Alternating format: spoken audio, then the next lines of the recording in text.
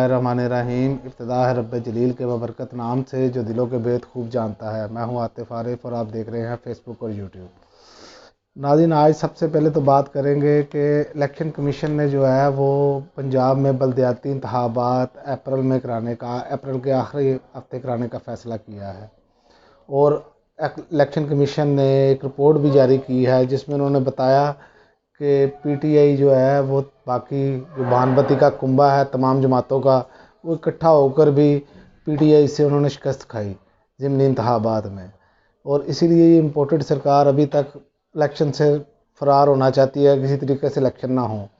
और election commission ने यह भी बताया कि 18 लाख से ज़ायद पीटीआई ने वोट हासिल किए।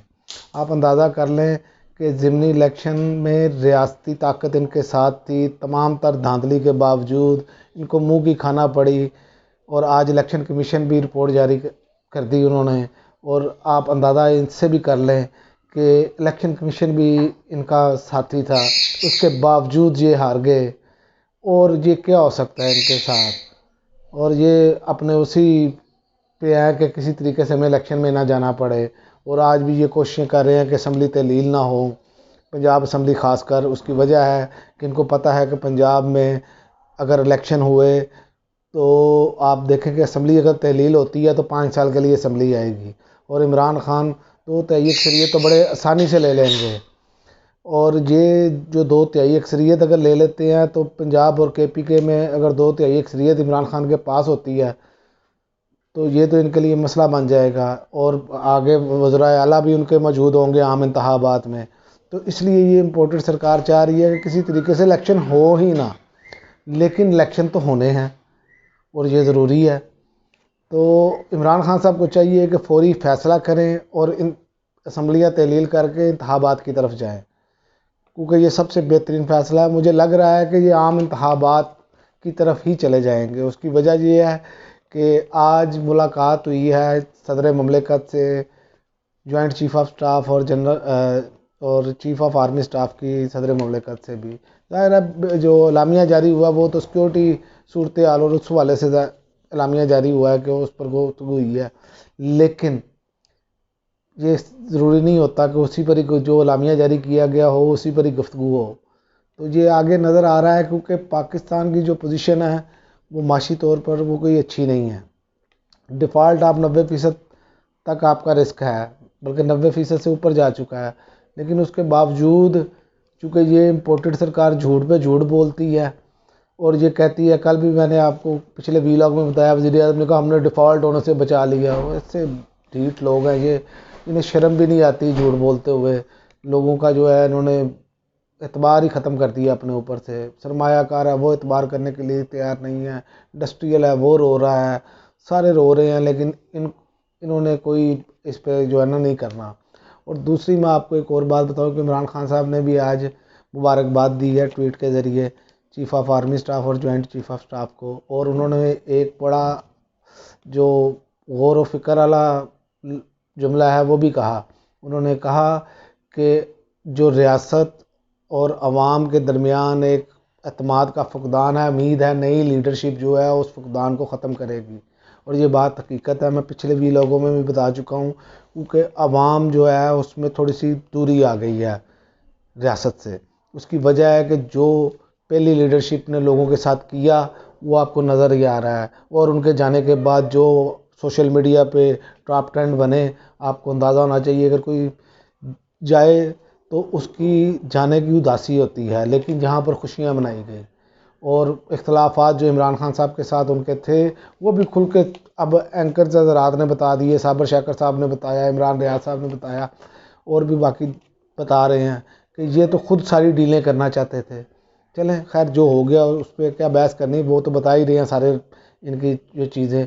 बल्कि साबर शाकर साहब ने तो ये भी कहा कि ये तो हमारी सैलरियाँ भी पूछते थे कि तुम्हारी सैलरी बहुत है। वैसे ये शर्मिंदगी की बात है, इतने बड़े ओहदे पर बैठे हों आप और आप लोगों की सैलरियाँ पूछ रहे हो और आप हों चीफ़ ऑफ आर्मी स्टाफ, वैसे अजीब सी बात है। चलें जो बीत गया उसे भूल जाइए और आगे बेहतरी के लिए चलना चाहिए। और दूसरी जानिब आज जो है मुफ्ती तकी उस्मानी साहब ने बिला सूद बैंककारी का मुतालबा किया है, और ये बिल्कुल درست مطالبہ ہے، دیر سے ہے چونکہ پاکستان کو بنے 70 سال ہو گئے اور ہم سودی نظام سے آج بھی چھٹکارا حاصل نہیں کر سکے، اور آج وزیر خزانہ صاحب فرما رہے تھے ہم نے بیس بنا دی ہے۔ انہوں نے کیا بیس بنا دی ہے؟ انہوں نے سارے پیسے رکھے ہی سود پہ ہوئے ہیں اور سود کھاتے ہیں یہ لوگ خود۔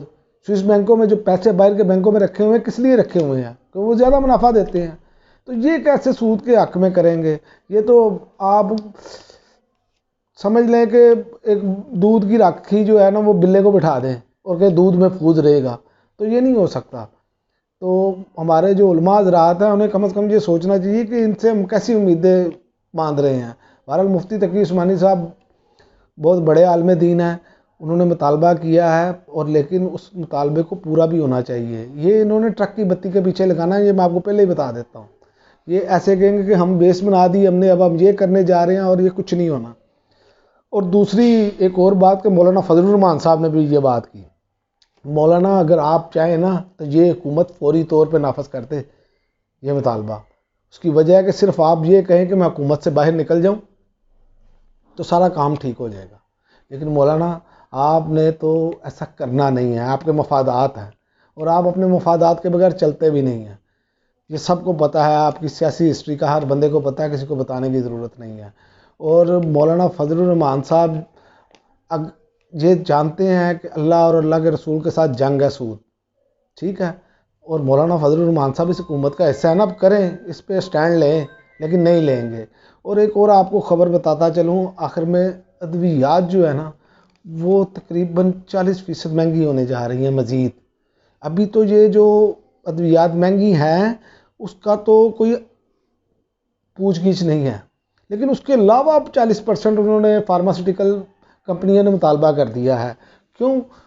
کیونکہ یہ حکومت ان کو پتہ ہے کہ ان کے اپنے پاؤں ہی کوئی نہیں ہے، یہ تو ویسے بیساکھیوں پہ کھڑی ہے اور وہ مطالبے کر رہے ہیں۔ اور آپ کو صورتحال کا اندازہ ہے کہ را مٹیریل باہر سے آ نہیں رہا، ڈالر آپ کے پاس آپ کسی کو دے نہیں رہے اندرون ملک سے، تو وہ کیسے اپنا سامان منگوائیں گے؟ تو ظاہر ہے یہ چیزیں مہنگی ہوتی چلی جائیں گی۔